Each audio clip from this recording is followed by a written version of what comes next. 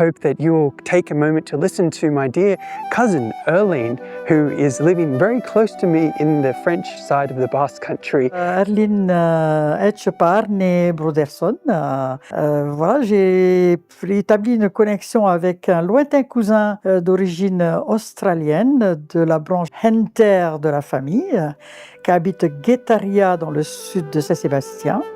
Maybe we are related and you're watching this from the Hunter family, John and Susannah Hunter. Hello, I'm Jonathan and I'm learning Reo Tahiti. In this video, you will hear me very soon try to speak in this beautiful language.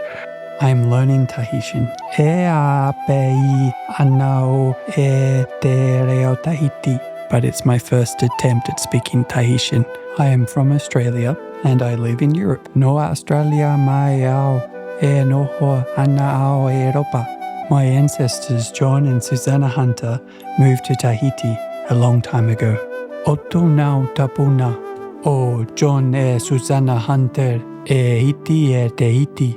Ete Tahiti me roa I mua. My cousin Erlene shares about the shared history of Guétaria here with Tautira in French Polynesia and the person of Bonetxea who has passed away and is buried there. I would love to connect both towns of Tautira and Guétaria. I've spoken to the town hall and the mayor here about this idea, and I would love to speak to someone in the town hall and assembly of Tautira. Et il se trouve que cette ville de Guétaria, eh bien, un illustre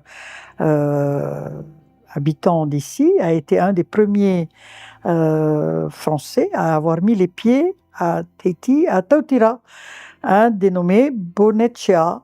Et sa plaque se trouve d'ailleurs au stade, je crois, de Tautira, et qui était d'origine basque. Et donc, Jonathan McCallum, qui est un Australien qui vit à Guétaria, est très, très intéressé par cette connexion entre Guétaria et Tautira. Et donc, son rêve serait de jumeler éventuellement Tautira et Guétaria à cause de la connexion établie par ce dénommé Bonetxea. Voilà. Voilà toute l'histoire. I hope that this video finds you well and thank you again for your time. I look forward to making more videos like this, exploring family and linguistic interests.